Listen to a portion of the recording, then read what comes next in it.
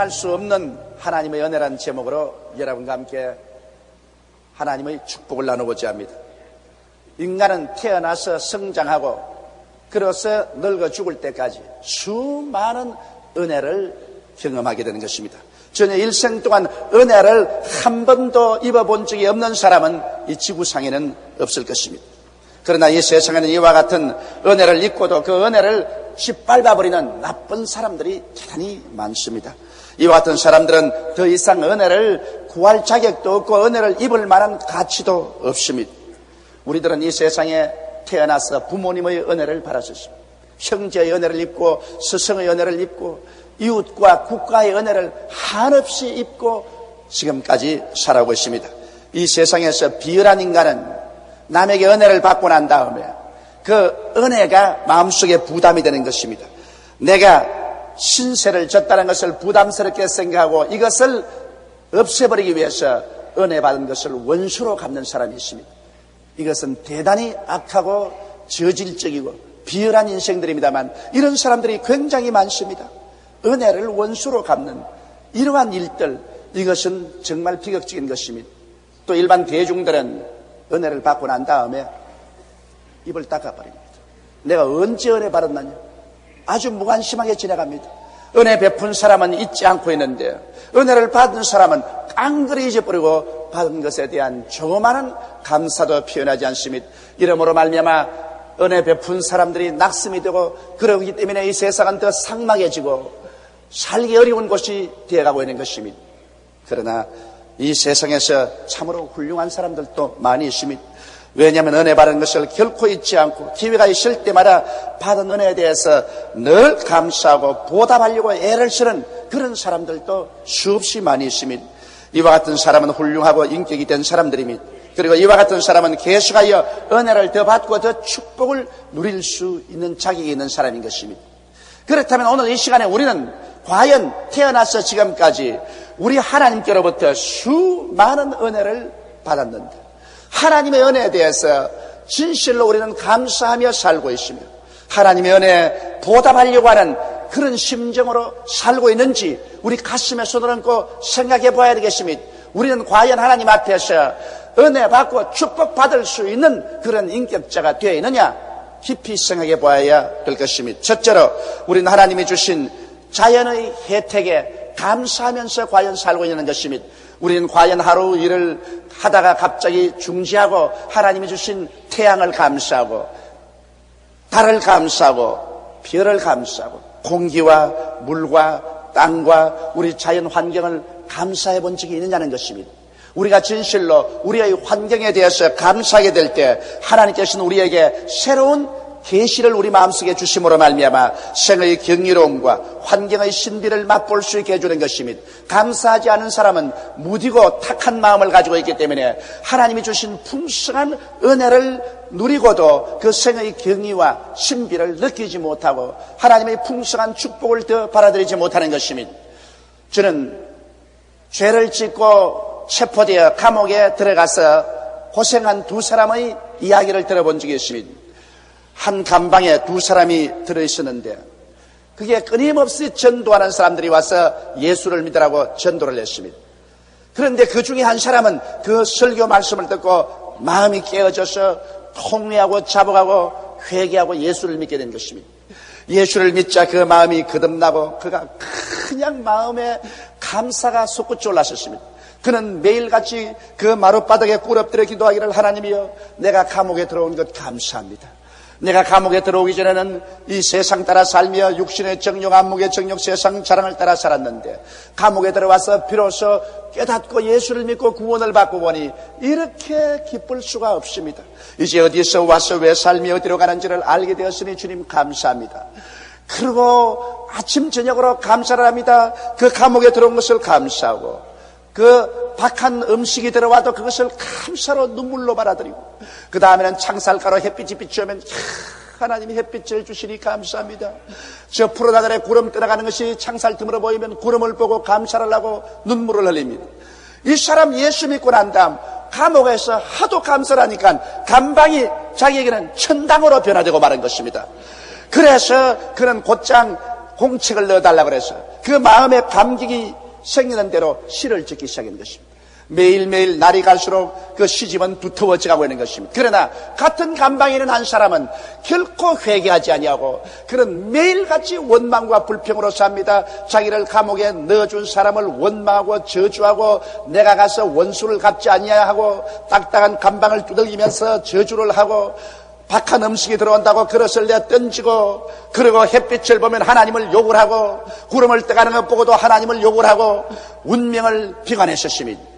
세월은 흘러가서 항상 감사하는 이 사람은 깊은 은혜 속에 들어가고 하나님이 그 눈을 열어주심으로 삶의 경이로움과 환경의 신비를 깨달아 알게 되고 하나님의 영광 가운데 충만한데, 이 다른 사람은 점점 정신 상태가 나빠졌습니다. 이 사람은 우울증에 빠지고 나중에는 정신 이상증이 나타났었습니다. 둘이 다 형제를 마치고 나올 때 한 사람은 기쁨과 영광에 충만해서 자기가 가득히 안고 있는 이 원고지를 가지고서 시를 출판하러 출판사로 뛰어가는데, 다른 사람은 감옥에서 나오자마자 그 길로 정신병원으로 입원하기 위해서 앰뷸런스를 타고 갔다는 것입니다. 두 사람이 똑같이 감옥에 살았지만은 그 운명에 대해서 어떻게 감사했느냐, 그렇지 않느냐에 따라서 그 심령이 달라지며 그 운명도 달라져버리고 말한 것입니다. 여러분, 모든 일을 감사하게 볼 때 하나님이 주신 만물이 감사하게 되는 것입니다. 원망과 불평을 하면 하나도 좋은 것이 보이지 않습니다. 그러나 좋지 않은 것도 감사하게 되면 그것이 아름답고 영광스럽게 변화되어 가는 것입니다. 여러분, 성경에는 감사로 제사를 드리는 자가 나를 영화롭게 하나니 그 행위를 옳게 하는 자에게 하나님의 구원으로 보이라고 말씀한 것입니다. 우리가 좋은 일에만 감사하는 거야 누가 감사를 못하겠어요? 그러나 범사에 감사라는 것은 좋지 않을 때도 감사라는 것입니다. 비 오는 날도 감사하고 햇빛 난 날도 감사하고 바람 부는 날도 감사하고 조용할 때도 감사하고 사업이 잘 될 때도 감사하고 안 될 때도 감사하고 건강할 때도 감사하고 병들 때도 감사하라는 것입니다. 사랑받을 때도 감사하고 미워할 때도 감사하라는 것입니다. 여러분, 감사가 하나님께 영화를 돌리기 때문에 감사라는 그 열쇠를 통해서 하나님의 위대한 구원의 능력이 우리의 생활 속에 나타나게 되는 것입니다. 우리가 기도를 많이 하지만은 우리의 기도가 하늘에 상달되지 못한 이유는 너무나 많은 기도가 원망과 탄식이 밑에 깔려있기 때문인 것입니다. 우리가 진실로 감사가 우리 마음속에 향기롭게 가득히 채워져 있었더라면 우리의 기도가 수없이 응답되고 하나님의 능력의 손을 끌어당길 수가 있을 것입니다. 이러므로 우리는 자연 환경을 보고 끊임없이 매일매일 생활 속에 감사해야 되겠습니다. 태양을 보고 감사하고 달을 보고 감사하고 별을 보고 감사하고 비를 보고 감사하고 우리의 모든 환경을 보고 감사할 줄 알아야 되겠습니다. 하나님이 주신 만물을 감사함으로 받아들여야 그곳에 하나님이 더 축복을 해주시고 우리 영안을 열어주어서 그곳에 하나님이 주신 그 신비함을 깨닫고 더 풍성한 삶을 얻을 수가 있는 것입니다. 그 무엇 하나 감사하지 아니하고 막연하게 무딘 마음으로 받아들이는 우리들이 되지 말아야 될 것인 것입니다. 우리는 운명에 대해서도 감사해야 되는 것입니다. 우리의 운명이 사납고 거칠지라도 그 사납고 거친 운명을 가지고 감사를 드리면 그 운명을 하나님이 책임지고 좋게 변화시켜 주시는 우리 하나님이시기 때문인 것입니다. 둘째로 우리는 그리스도의 대속의 은혜를 받았으니 하나님의 대속의 은혜를 감사할 줄 알아야 되는 것입니다. 그냥 십자가 앞에 나와서 무조건 하고 예수를 믿습니다만 하지 말고 예수 그리스도의 십자가의 대속의 은혜를 바라보고 그를 감사할 때 그 속에 감추인 하나님의 깊은 은혜가 우리 속에 계시되고 허락되는 것입니다. 우리는 십자가를 바라보고 죄사함의 은혜를 감사해야 됩니다. 우리 주님이여 날 위해서 양손과 양발에 대못이 베끼시고 창을 받아 물과 피를 다 쏟고 고생당하신 주님 감사합니다. 내 죄를 속이신 주님을 감사합니다. 죄 속한 주님을 향해서 우리가 계속 감사하면 그 예수 그리스도로부터 시작해서 용서와 의가 샘물처럼 솟아오르기 시작하는 것입니다. 여러분에게 용서가 넘쳐나고 의로움이 여러분 속에 폭포와 같이 쏟아지게 되는 것입니다. 감사하지 않을 때 이와 같은 체험을 할 수가 없습니다. 여러분, 우리는 십자가를 바라보고 화목해 된 은혜를 감사해야 됩니다. 하나님과 우리 사이가 원수가 되시는데 예수님이 십자가에 올라가서 우리 대신 고난당하심으로 하나님의 손과 우리 손을 부여잡고 우리를 화목해 주신 것입니다. 그렇기 때문에 이제 우리는 죄를 짓고 불의하고 추악한 인생이지만은 예수님 이름을 의지하고 부끄럼 없이 담대하게 하나님 보좌에 나가서 아버지라고 하나님 발을 잡고 부를 수 있게 된 것입니다. 이러므로 예수 그리스도 십자가의 고난을 바라보고 화목해 하신 하나님께 감사를 드리면 여러분과 내 마음속에 성령이 비와 같이 쏟아질 것입니다. 성령으로 충만함 받기 원하는 사람은 십자가를 통해서 화목해 하신 우리 주 예수 그리스도를 끊임없이 감사할 때 자기도 모르는 사이에 하나님의 성령이 마음속에 충만하게 임하게 되는 것입니다. 또한 십자가를 바라보고 채찍에 맞으신 예수님을 감사해야 됩니다. 그 등이 칼기하게 찢어져서 선지피가 흐르고 있는 것입니다. 예수님이여 날 위하여 십자가에서 몸에 상처를 입고 찢어져서 달려있음을 감사합니다. 주님께서 나의 연약한 것을 친히 담당하시고 나의 병을 짊어지고 가셨습니다. 주님이 채찍에 맞으심으로 내가 고침을 받았습니다. 주님 감사합니다. 이를 끊임없이 묵상하고 감사하면 거기에서 치료와 건강이 폭포와 같이 쏟아지게 될 것입니다. 우리가 정말 치료의 주님을 향해서 많이 감사했더라면 수많은 사람들이 치료를 체험할 수 있을 것입니다.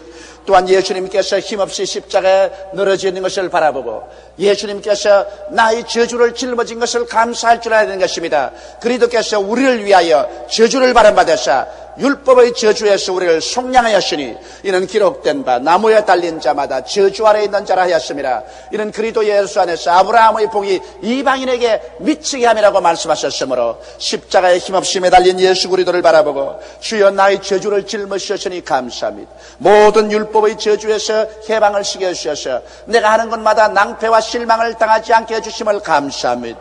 하나님이여 감사합니다. 저주를 짊으신 예수님이여 감사합니다. 우리가 넘치도록 감사했더라면 그 십자가에서 아브라함의 축복이 폭포와 같이 쏟아졌을 것입니다.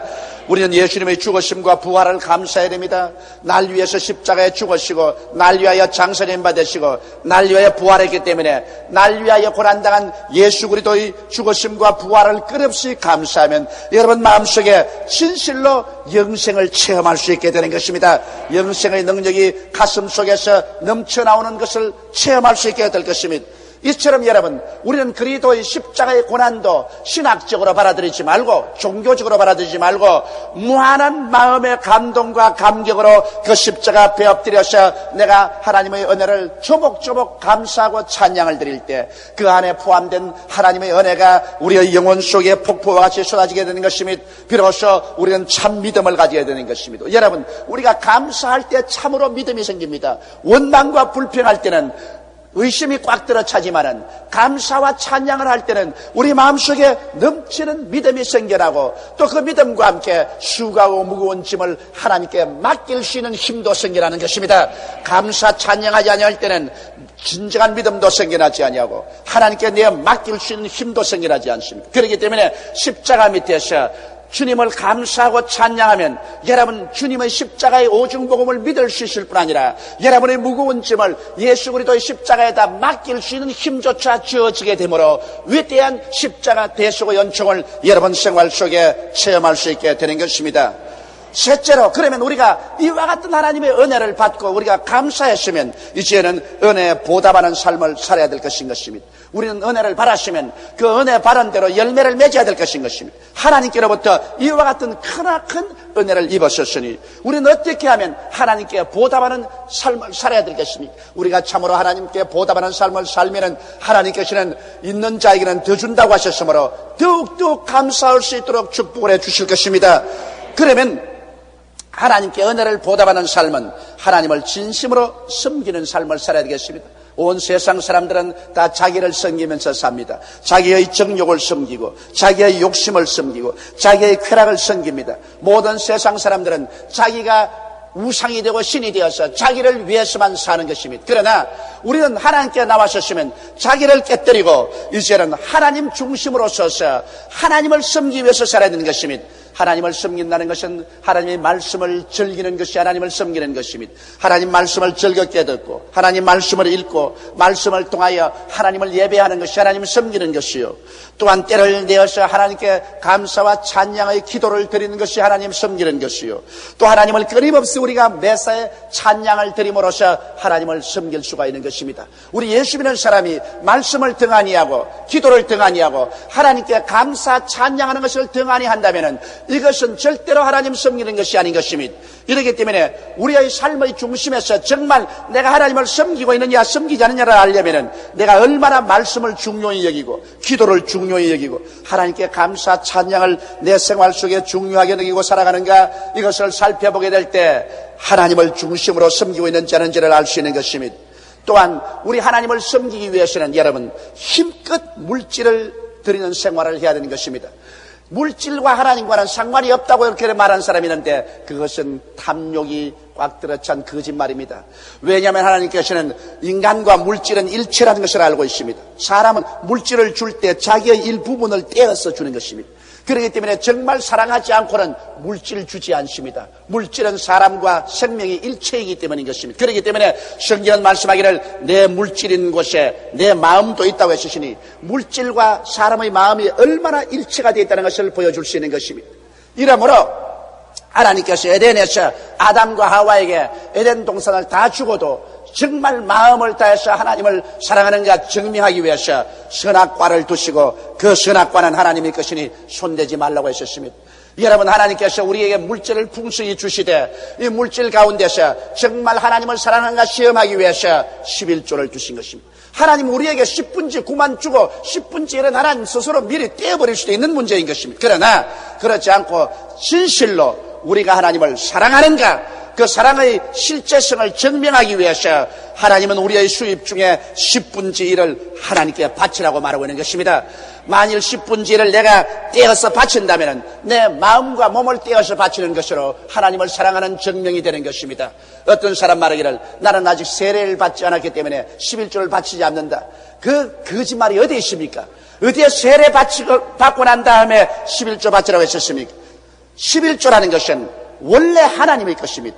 그런데 하나님이 우리에게 함께 주시는 것은 우리가 그것을 담대하게 떼어서 하나님께 드림으로 말미암아 내 자신의 마음을 베어서 드리고 내 몸을 베어서 드리는 사랑의 진실성을 증명하기 위해서 그렇게 하는 것입니다. 어느 누구고 11조를 드릴 때 마음에 아까운 생각이 아련히 나지 않은 사람은 아무도 없습니다. 왜냐하면 자기의 마음과 몸을 베어서 드리기 때문인 것입니다. 그러므로 물질과 나는 일체이기 때문에 물질을 드리는 것은 나를 드리는 것입니다. 물질을 드리지 않고 하나님을 예배한다는 것은 새빨간 거짓말인 것입니다. 이렇기 때문에 우리가 진실로 하나님의 은혜에 보답하는 삶을 살자면 우리의 생활에 착실하게 11조를 반드시 드려야만 한다는 것입니다.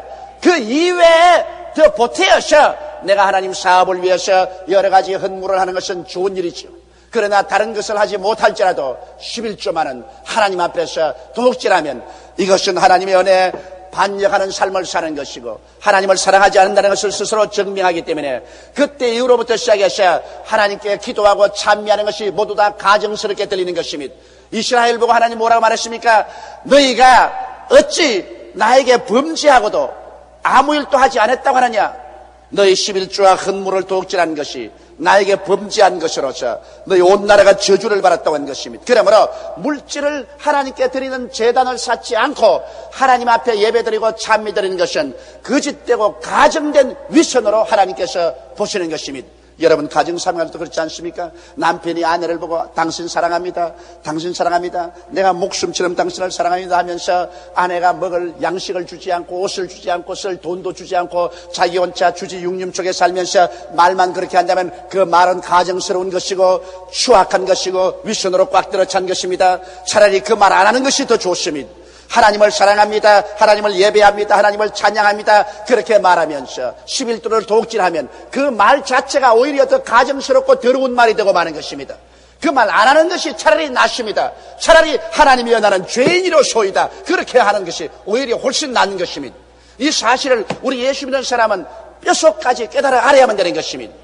그리고 하나님 앞에 열매 맺는 생활이란 전도와 구제의 삶인 것입니다. 열심히 전도하고 불쌍한 사람이 있으면 내 오른손이 하는 것을 왼손이 모르게 구제해서 그들을 도와주는 것, 이것은 하나님을 기쁘시게 하는 것이고 하나님 앞에 은혜에 보답하는 삶인 것입니다.